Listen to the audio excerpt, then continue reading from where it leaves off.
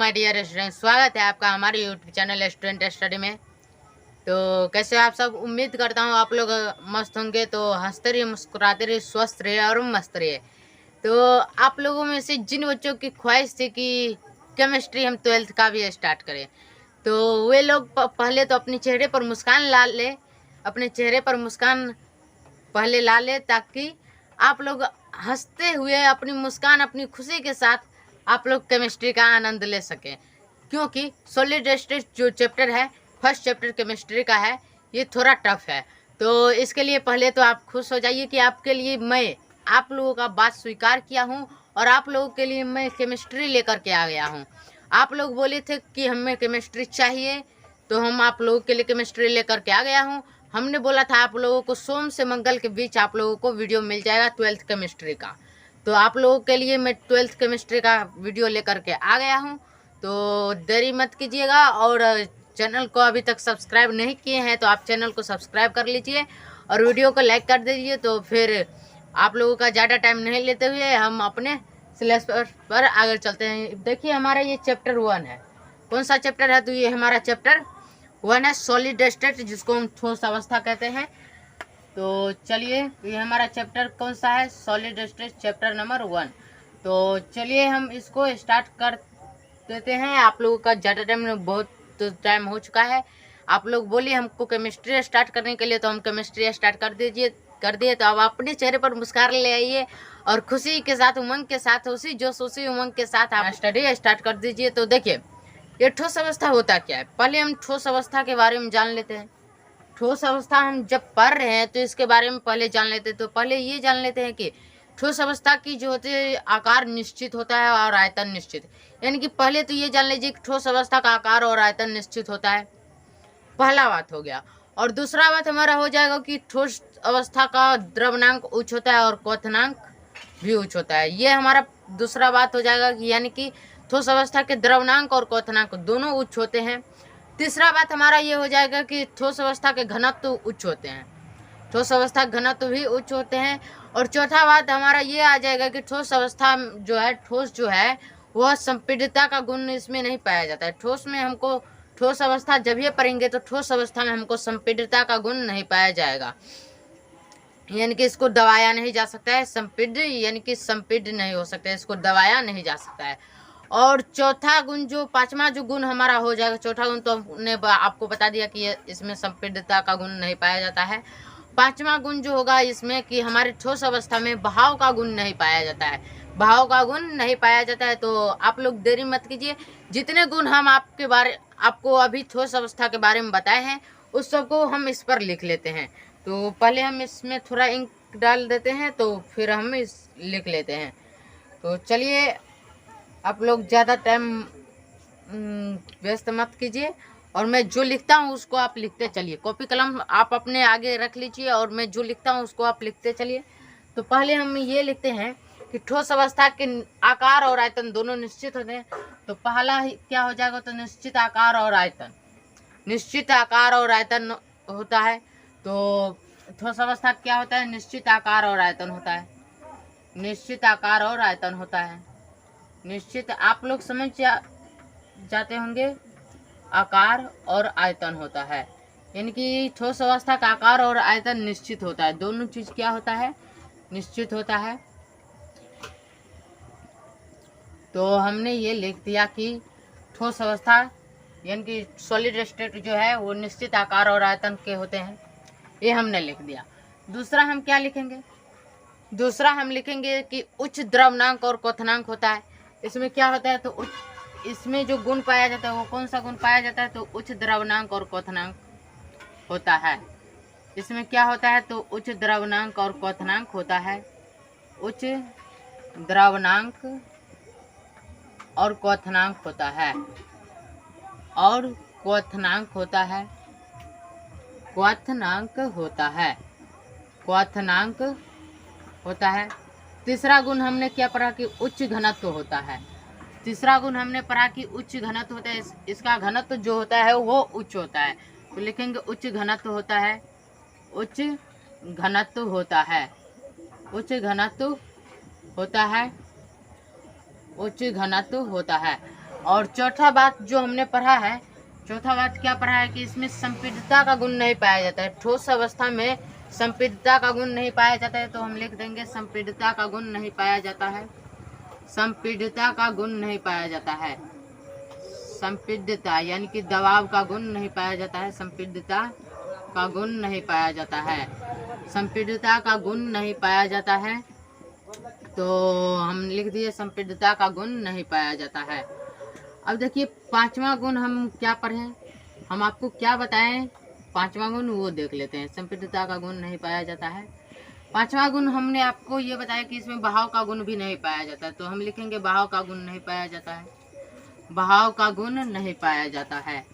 बहाव का गुण नहीं पाया जाता है। बहाव का गुण नहीं पाया जाता है।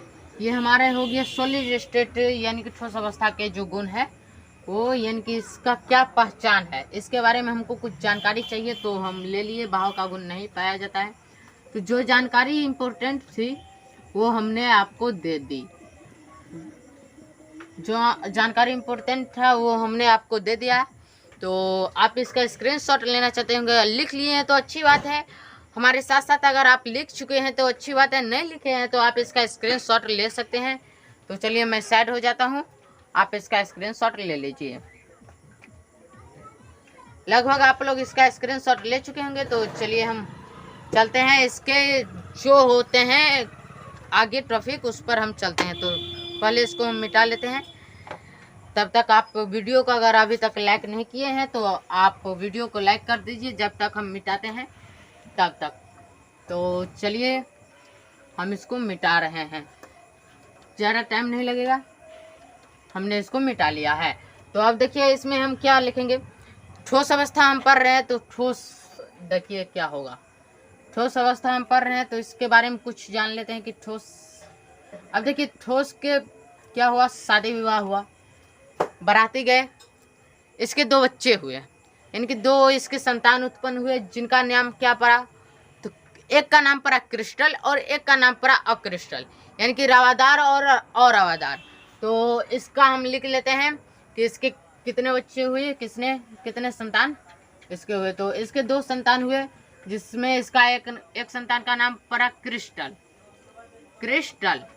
इसमें एक संतान का नाम इन्होंने क्या रखा, क्रिस्टल, और दूसरा संतान का नाम इन्होंने रखा अक्रिस्टल। क्या नाम रखा, अक्रिस्टल। अब देखिए क्रिस्टल और क्रिस्टल हो गया। इसी को हम बोल देते हैं कभी कभी, यानी कि क्रिस्टल को हम बोल देते हैं रवादार पदार्थ बोल देते हैं इसको कभी कभी, और अक्रिस्टल को हम बोल देते हैं अरवादार पदार्थ।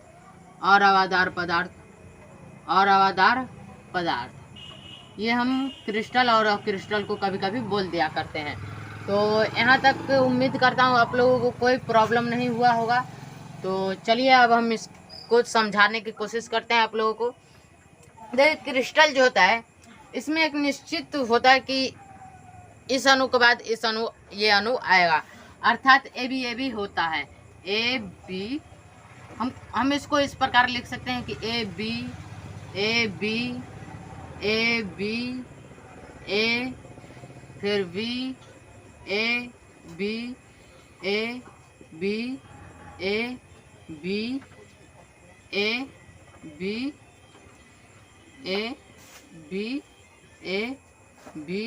ए। अब इसमें देखिए, इसमें तो निश्चित है कि ए के बाद बी आएगा और फिर बी के बाद ए आएगा, फिर बी ए के बाद बी आएगा, इसमें निश्चित है। और इसमें क्या होगा, लिखते हैं ए, फिर डबल बी हो जाएगा, फिर A double A triple A डाल देते हैं, फिर एक बी आ जाएगा, फिर डबल ए आ जाएगा, फिर ट्रिपल बी आ जाएगा। मतलब इसमें कोई ठीक नहीं है कि कब कितना आएगा, कैसा आएगा, कौन सा अंक आएगा, इसमें कोई ठीक नहीं है। इसमें देखिए पहले ए आया, फिर बी आ गया, फिर अब ए आ गया, अब फिर देखिए बी आया तो फिर ए आ गया, फिर ए आ गया, फिर बी आ गया, फिर देखिए ए आया, बी आया, फिर बी आया, फिर बी आया, फिर देखिए ए आया, फिर बी आ गया, फिर ए आ गया। मतलब इसमें कोई ठीक नहीं है कि ये यानी कि इसमें कोई निश्चित नहीं है कि एक बाद बी आएगा ही आएगा, और इसमें निश्चित है कि ए के बाद बी आएगा और बी के बाद ए आएगा। इसीलिए इसको रवादार पदार्थ कहा गया और इसको अरहवादार पदार्थ कहा गया। तो लगभग उम्मीद करता हूँ यहाँ तक आप लोग समझ चुके होंगे। तो चलिए अब इसके बारे में कुछ और जानकारी ले लेते हैं। आप इसका स्क्रीनशॉट लेना चाहते होंगे तो ले लीजिए, मैं साइड हो जाता हूँ। लगभग आप लोग स्क्रीनशॉट इसका ले चुके होंगे। तो चलिए हम इसके बारे में कुछ और जानकारी ले लेते हैं इससे आगे। तो पहले हम इसको मिटा लेते हैं। तो चलिए अब इसमें देखिए क्रिस्टल और अक्रिस्टल ठोस के दो प्रकार हमने पढ़ लिया, क्रिस्टल और अक्रिस्टल। ठोस के कितने पुत्र? तो दो पुत्र, क्रिस्टल और अक्रिस्टल, जिसको हम क्रिस्टल को रवादार कहते हैं और अक्रिस्टल को अरहवादार कहते हैं। तो यहाँ तक आप लोगों को उम्मीद करता हूँ आप लोग समझ आ चुका होगा। तो चलिए अब क्रिस्टल और अक्रिस्टल में अंतर क्या होता है, क्रिस्टल और अक्रिस्टल में अंतर क्या होता है इस पदार्थ में, इसके बारे में हम आप लोगों को जानकारी देना चाहेंगे। तो चलिए पहले हम लिख लेते हैं क्रिस्टल और अक्रिस्टल। क्रिस्टल और अक्रिस्टल, एक साइड क्रिस्टल एक साइड अक्रिस्टल। अक्रिस्टल, अब देखिए इसमें क्या होता है, इसमें क्या होता है देखिए। पहला अंतर मैंने आपको क्या बताया कि क्रिस्टल निश्चित ज्यामितीय आकृति की होती है। क्रिस्टल की आकृति ज्यामितीय आकृति निश्चित होती है, तो इसमें हम लिखेंगे निश्चित ज्यामितीय आकृति। निश्चित ज्यामितीय आकृति, ज्यामितीय आकृति। आप लोग समझ चुके होंगे कि क्या हम लिखना चाहते हैं, निश्चित ज्यामितीय आकृति। और अक्रिस्टल का अंतर इसका उल्टा हो जाएगा, अनिश्चित ज्यामितीय आकृति। अनिश्चित ज्यामितीय आकृति, अनिश्चित ज्यामितीय आकृति, ज्यामितीय आकृति।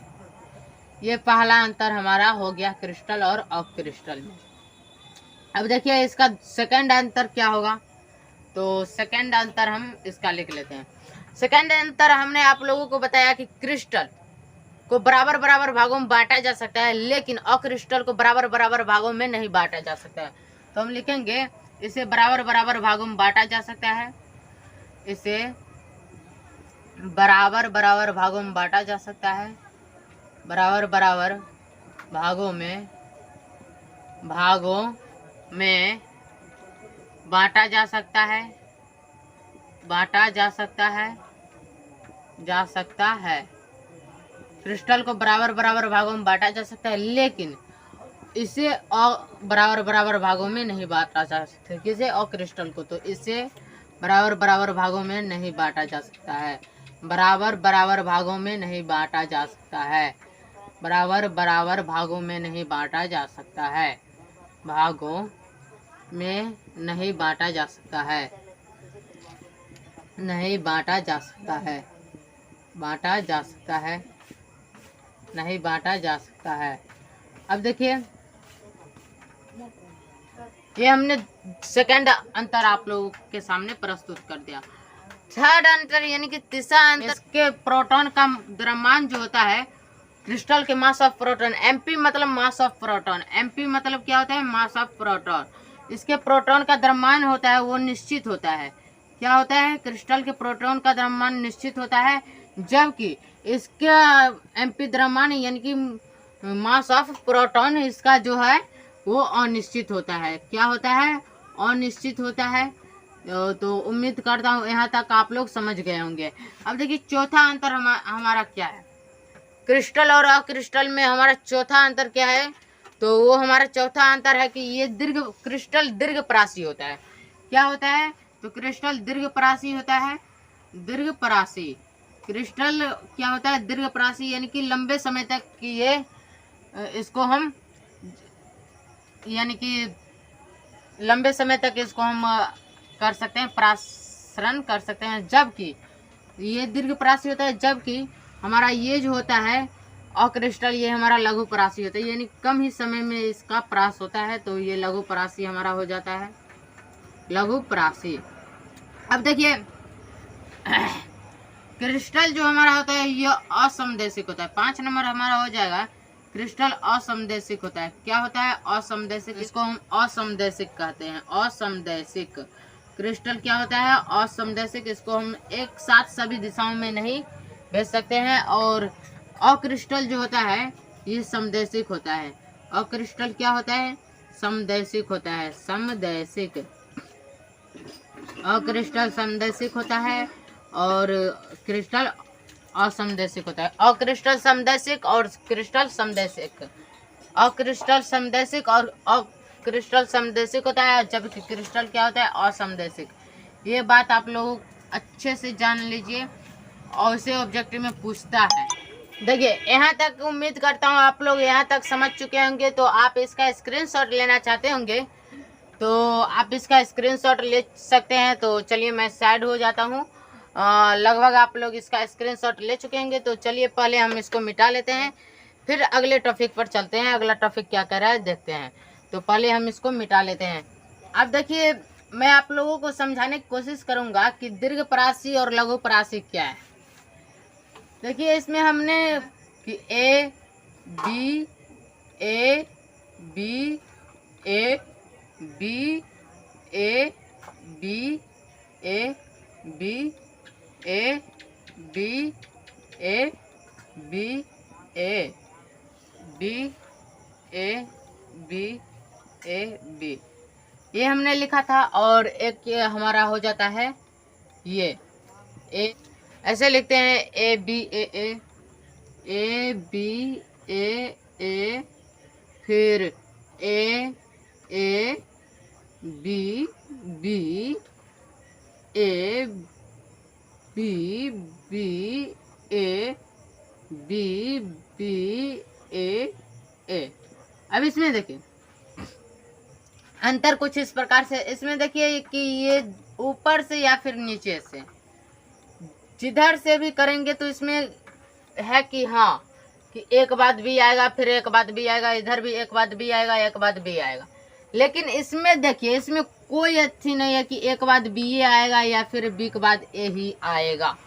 तो इसी कारण से ये इसमें देखिए एक बाद ए आया, इसमें एक बाद बी ए आ गया। तो इसमें कोई ठीक नहीं है कि कब ए आएगा कब बी आएगा। तो इसी कारण से हम इसको क्या कहते हैं? दीर्घ परासी कहते हैं। दीर्घ परासी, इसी कारण से हम इसको कहते हैं दीर्घ परासी, क्योंकि ये लंबे समय तक चलेगा। लेकिन ये लंबे समय तक नहीं चलेगा और इसको इसी कारण से हम कहते हैं लघु परासी। लघु परासी क्योंकि ये लंबे समय तक नहीं चल सकता है तो इसको हम लघु परासी कहेंगे। और चूंकि पहला लंबे समय तक ये चलेगा तो इसको हम दीर्घ परासी कहेंगे। तो लघु परासी और दीर्घ परासी में उम्मीद करता हूँ आप लोगों को अंतर समझ में आ गया होगा। तो चलिए अब हम आपको समदैशिकता और असमदैशिकता समझाने की कोशिश करते हैं।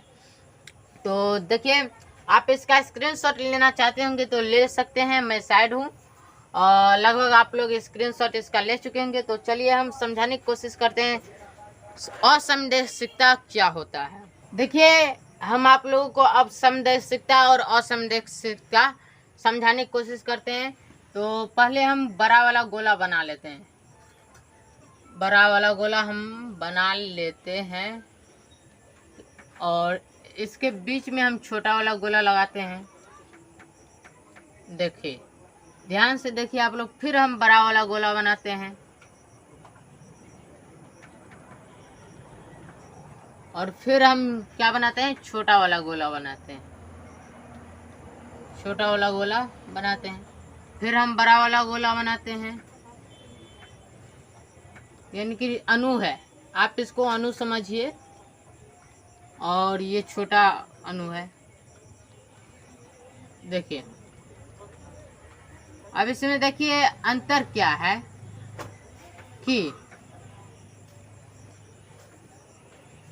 क्रिस्टल में जो होता है, पहले देखिए अक्रिस्टल में समदैशिक कैसे होता है।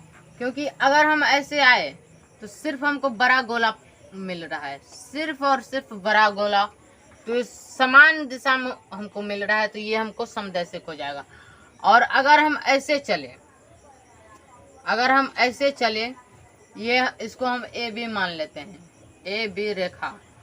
अगर हम ऐसे चले तो इसमें आप हम देखिए, इसमें देखिए पहले बड़ा फिर छोटा फिर बड़ा फिर छोटा, यानी कि इस प्रकार से आता है। तो इसको हम क्या मान लेंगे? सी डी, सी डी, सी और डी। अब इसमें देखिए इसमें तो है कि किसी भी दिशा में जाएंगे, इधर भी जाएंगे तो हमको क्या आएगा, हमको क्या आएगा, सिर्फ बड़ा वाला गोला आएगा। किसी भी दिशा से हम इधर जाए या फिर इधर आए तो हमको बड़ा वाला गोला है। लेकिन अब क्रिस्टल में जो है, अगर हम क्रिस्टल को ऐसे हम खींचते हैं ग्राफ, तो ऐसे अगर आएंगे तो हमको क्या होगा, बड़ा छोटा बड़ा छोटा बड़ा छोटा ऐसे हमको मिलता है। तो इसी कारण इसको हम असमदेशिक कहते हैं और इसको हम समदेशिक कहते हैं। इसकी दिशा निश्चित, किसी भी दिशा में जाएगा तो इसको समान मिलेगा, समान चिन्ह का समान चीज मिलेगा। और इस ये क्रिस्टल, अगर क्रिस्टल किसी दूसरी दिशा में नहीं जा सकता है, किसी भी दिशा में नहीं जा सकता है, ये अपना एक ही दिशा चूज करेगा और उसमें भी इसको समान चीज नहीं मिल रहा है, यानी कि इसको समान अणु नहीं मिल रहा है, छोटा अणु बड़ा अणु, छोटा अणु बड़ा अणु, इस प्रकार से मिल रहा है। तो यही हो गया समदेशिक और असमदेशिक।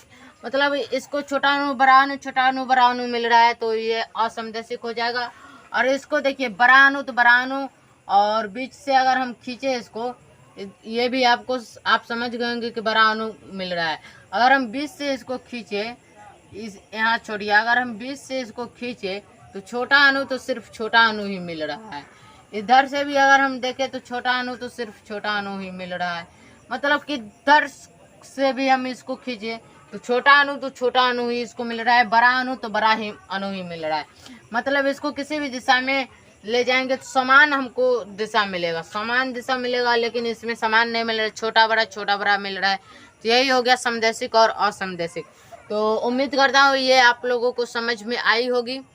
तो अब चलिए हम क्रिस्टल के प्रकार पढ़ लेते हैं। क्रिस्टल कितने प्रकार के होते हैं, क्या जानकारी, क्रिस्टल कितने प्रकार के होते हैं, इसके बारे में हम जानकारी ले लेते हैं और इसको पहले हम मिटा लेते हैं। तो चलिए इसको हम मिटा लेते हैं पहले।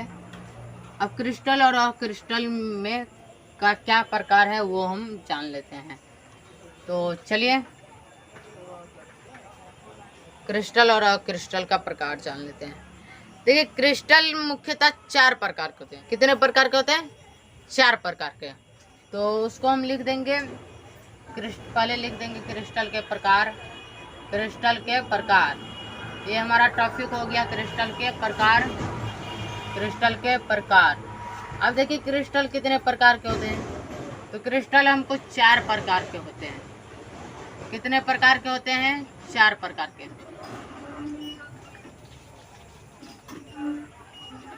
क्रिस्टल हमारा कितना प्रकार का होता है, 4 प्रकार के। तो पहला हमारा क्या हो जाता है, आयनिक क्रिस्टल। आयनिक क्रिस्टल, आयनिक क्रिस्टल, क्रिस्टल। दूसरा हमारा हो जाता है आणविक क्रिस्टल। आणविक क्रिस्टल, आणविक क्रिस्टल। दूसरा हमारा हो जाता है आणविक क्रिस्टल। तीसरा हमारा हो जाता है सहसंयोजक क्रिस्टल। सहसंयोजक क्रिस्टल, सहसंयोजक क्रिस्टल, क्रिस्टल।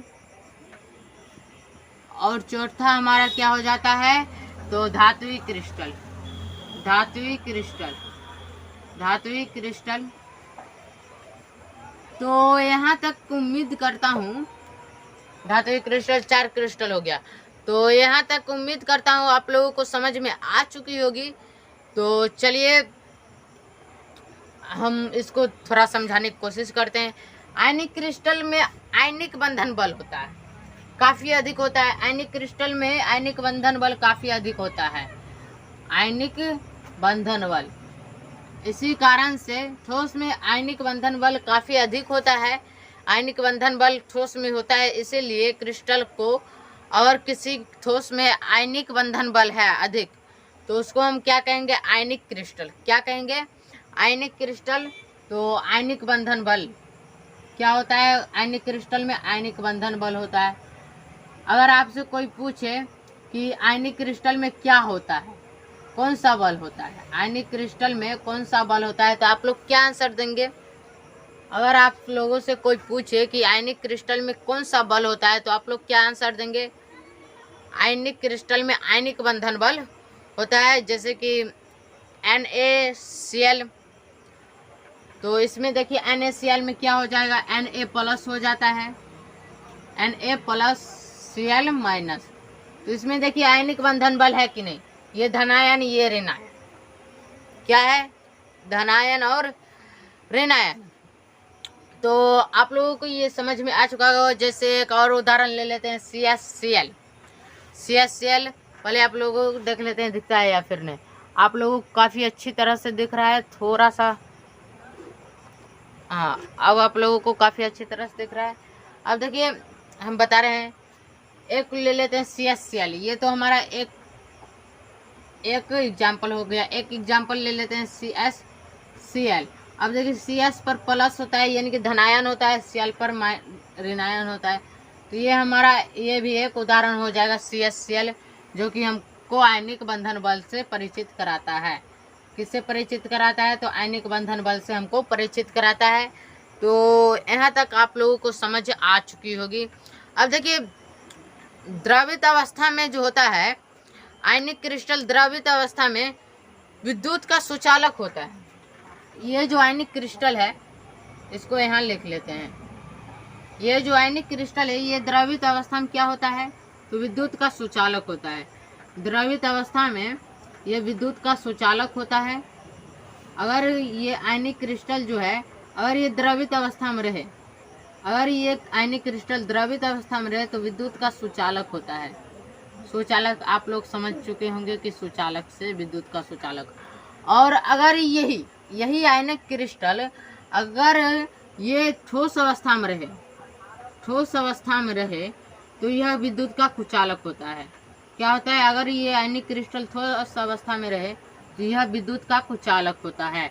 तो उम्मीद करता हूँ आप लोग को यहाँ तक समझ में आ चुकी होगी, यहाँ तक की बातें आप लोगों को समझ में आ चुकी होगी। तो इसको हम थोड़ा मिटा लेते हैं। आप इसका स्क्रीनशॉट लेना चाहते होंगे तो ले लीजिए, मैं साइड हो जाता हूँ। लगभग आप लोग इसका स्क्रीनशॉट ले चुके होंगे। तो चलिए हम इसको मिटा लेते हैं। देखिए अब हम नेक्स्ट टॉपिक पर चलते हैं। जो टॉपिक हमारा आ रहा है आकाशीय जालक। कौन सा टॉपिक हमारा आ रहा है, आकाशीय जालक। तो इसके बारे में हम थोड़ा जानकारी ले लेते हैं। टॉपिक हमारा है आकाशीय जालक। आकाशीय जालक, आकाशीय जालक, ये हमारा टॉपिक है। नेक्स्ट टॉपिक आकाशीय जालक। तो चलिए इसके बारे में हम जान लेते हैं। बिंदुओं का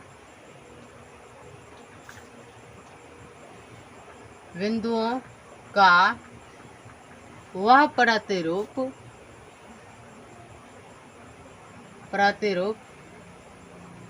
जो क्रिस्टल में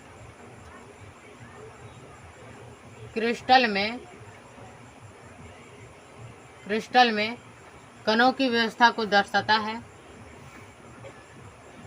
कणों की व्यवस्था को दर्शाता है, व्यवस्था को दर्शाता है। यानी कि देखिए अगर आपसे पूछे आकाशीय जालक होता क्या है, आकाशीय जालक से आप क्या समझते हैं, आकाशीय जालक से आपका क्या तात्पर्य है, तो आप ये बोल देंगे कि बिंदुओं का वह प्रतिरूप जो क्रिस्टल में कणों की व्यवस्था को दर्शाता है।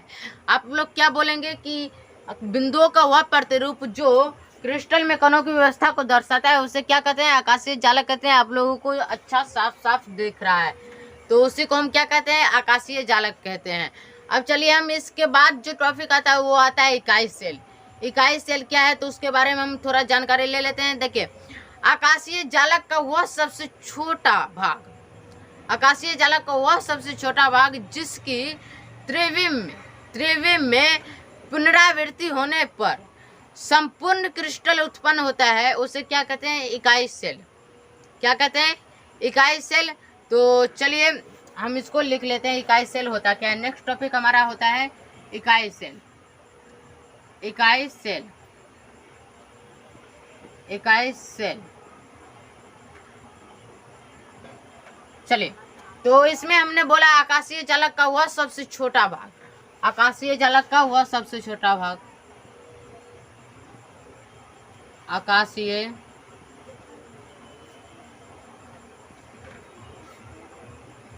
जालक का वह सबसे छोटा भाग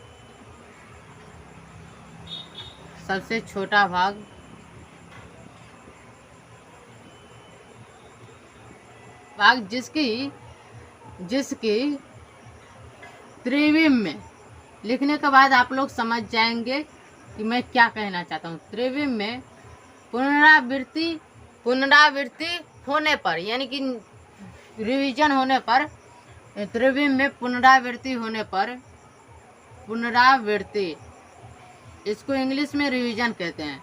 क्या कहते हैं? रिवीजन तो आप लोग समझ चुके होंगे। तो रिवीजन पुनरावृत्ति होने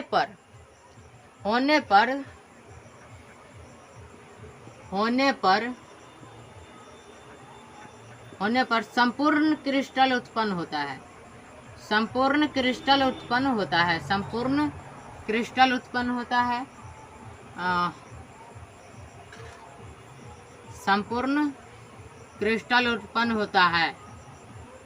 क्रिस्टल उत्पन्न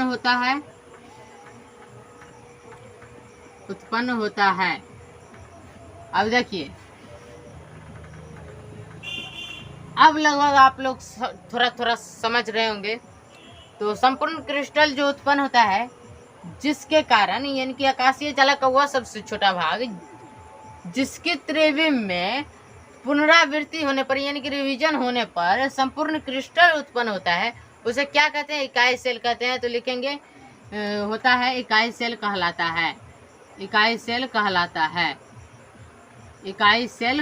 है। अब लगभग आप लोग को समझ में बात आ चुकी होगी। तो इकाई सेल कहलाता है। तो अब बात जो है आप लोगों को समझ में आ रही होगी कि आकाशीय जालक का वह सबसे छोटा भाग जिसकी त्रिविम में पुनरावृत्ति, यानी कि रिवीजन होने पर संपूर्ण क्रिस्टल उत्पन्न होता है, इकाई सेल कहलाता है। यानी कि आकाशीय जालक का वह सबसे छोटा भाग जिसकी रिवीजन होने पर हमको जो संपूर्ण क्रिस्टल प्राप्त होता है, उसी रिवीजन होने पर जिस भाग का रिवीजन हुआ उस भाग को क्या कहते हैं? इकाई सेल कहते हैं। क्या कहते हैं? इकाई सेल कहते हैं। देखिए, समन्वय संख्या क्या होता है? समन्वयन संख्या कोऑर्डिनेशन नंबर इसको कहा जाता है इंग्लिश में। अंग्रेजी में इसको क्या कहा जाता है? Coordination number. तो समन्वय संख्या की परिभाषा क्या होगी? आप लोग को तुरंत अंदर से माइंड में बोल रहा होगा कि भैया समन्वय संख्या का परिभाषा क्या होगा? भाई बता दो, जरा जल्दी से बता दो कि समन्वय संख्या का परिभाषा क्या होगा। तो समन्वय संख्या का परिभाषा कुछ इस प्रकार से लिखेंगे कि आकाशीय जालक में एक कण, आकाशीय जालक में एक कण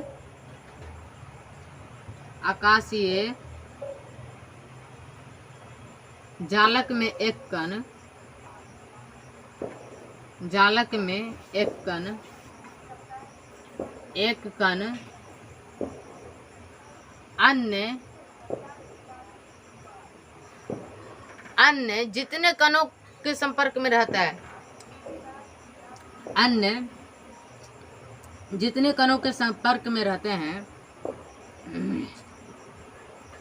अन्य जितने कणों के संपर्क में रहते हैं,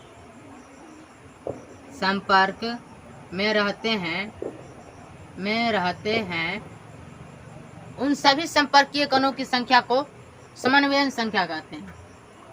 उन सभी संपर्कीय कणों की संख्या को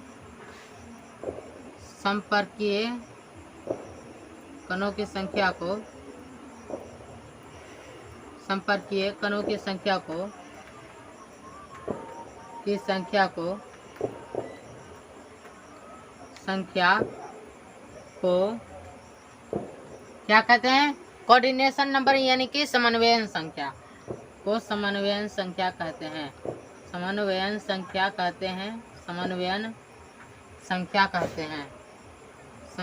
आप लोगों को दिख रहा है या फिर नहीं, जरा हम देख लेते हैं। समन्वयन संख्या कहते हैं। तो पहले हम आप लोगों को देख लेते हैं कि आप लोगों को दिख रहा है या फिर नहीं। तो आप लोगों को काफ़ी अच्छी तरह से दिख रहा है, तो चलिए आप लोग इसका स्क्रीनशॉट ले सकते हैं। मैं साइड हूँ, तो उम्मीद करता हूँ आप लोग स्क्रीनशॉट ले चुके होंगे। तो क्या मैं आप इसको मिटा सकते हैं? इसमें देखिए आकाशीय जालक में एक कण अन्य जितने कणों के संपर्क में रहते हैं उन सभी संपर्कीय कणों की संख्या को क्या कहते हैं? समन्वयन संख्या कहते हैं। तो इसको हम ऊपर वाले को मिटा करके आपको ये समझाने की कोशिश करते हैं कि दुकान पर आप लोग गए होंगे तो आप लोग देखे होंगे कि जो मिठाई जो सजा कर रखते हैं, कुछ इस प्रकार से मिठाई सजा कर रखते हैं। इस प्रकार से हम बनाकर थोड़ा दिखा देते हैं। मान के चलिए ये हमारा लड्डू है, मिठाई है। तो वो लोग जो मिठाई को सजा कर रखते हैं कुछ इस प्रकार से रखते हैं, एक पर एक, एक पर एक। तो चलिए हम इसको सजा लेते हैं जिस प्रकार से वे सजाए रहते हैं प्लेट में, उसी प्रकार से हम इसको सजा लेते हैं। अब देखिए थोड़ा सा छोटा बड़ा हो जाता है, इसी प्रकार से न सजाए रहते हैं, वो शायद इसी प्रकार से सजाए रहते हैं, जो कि सब एक दूसरे के संपर्क में रहते हैं, सब एक दूसरे के संपर्क में रहते हैं। तो चलिए हमसे जितना हो सका हमने आप लोगों के लिए कोशिश की बनाने की। इस प्रकार से सजाया होता है। तो इसमें आप लोग देखिएगा, मान के चलिए बीच वाला हम अनु ले लेते हैं। तो अब देखिए ये कितने कणों से संपर्क कर रहा है, ये कण हमने ले लिया, एक लड्डू हमने ले लिया। अब ये देखिए कितने लड्डू संपर्क कर रहा है, तो ये एक, ये हो गया दो, दूसरा संपर्क कर रहा है, ये तीसरा संपर्क कर रहा है, चौथा से, ये पांचवा से, ये छठा से, ये सातवां नहीं है सॉरी, 6 से संपर्क कर रहा है। ये देखिए इधर भी संपर्क कर रहा है, इधर भी संपर्क कर रहा है, इधर भी, इधर भी, इधर भी, इधर भी, यानी कि 6 कणों, 6 लड्डू से ये संपर्क कर रहा है। तो इसका कोऑर्डिनेशन नंबर क्या हो जाएगा? इसका जो समन्वयन संख्या होगा, समन्वयन संख्या जिसको हम कोऑर्डिनेशन नंबर कहते हैं, तो इसका कोऑर्डिनेशन नंबर हमको कितना हो जाएगा? 6 हो जाएगा। तो आप लोग देख लीजिए, यानी कि कोई भी एक कण लेते हैं, वो जितने भी एक कणों से अन्य कणों से जुड़ा रहता है, संपर्क में रहता है, उसी को हम क्या कहते हैं? कोऑर्डिनेशन नंबर कहते हैं, यानी कि समन्वयन संख्या कहते हैं। तो उम्मीद करता हूँ यहाँ तक आप लोगों को समझ में बात आ चुकी होगी। तो फिर मिलते हैं किसी नेक्स्ट वीडियो में अगले टॉपिक के साथ। तब तक के लिए हंसते रहिए, मुस्कुराते रहिए, स्वस्थ रहिए और मस्त रहिए। तो मिलते हैं किसी टॉपिक में। अगला टॉपिक जो हमारा आएगा, अगला जो क्लास हमारा होगा 12th का केमिस्ट्री का, वो काफ़ी मज़ेदार होने वाला है। थोड़ा इस वीडियो में आप लोगों को थोड़ी बोरिंग फील हुई होगी, लेकिन अगला क्लास जो होने वाला है उसमें कुछ भी बोरिंग फील नहीं होगी, क्योंकि अगला जो टॉपिक है मज़ेदार टॉपिक है। इसलिए हम इस टॉपिक को यहीं पर रोकते हैं, यहीं पर हम इसको क्लोज करते हैं। तो फिर नेक्स्ट वीडियो में जो टॉपिक आने वाला है वो काफ़ी मज़ेदार टॉपिक आने वाला है। तो हंसते रहिए, मुस्कुराते रहिए, स्वस्थ रहिए और मस्त रहिए।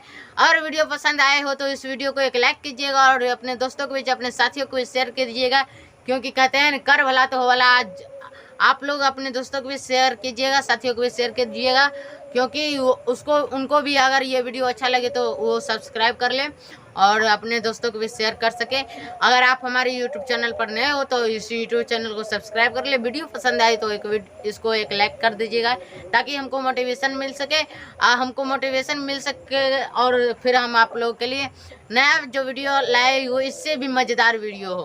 तो उम्मीद करता हूँ आप लोगों को ये टॉपिक आप लोगों को समझ में आई होगी। तो फिर मिलते हैं किसी नेक्स्ट वीडियो में किसी नेक्स्ट टॉपिक के साथ, मज़ेदार टॉपिक के साथ। तो तब तक के लिए जय हिंद। हंसते रहिए, मुस्कुराते रहिए, स्वस्थ रहिए और मस्त रहिए। तो मिलते हैं किसी नेक्स्ट वीडियो में, तब तक के लिए जय हिंद।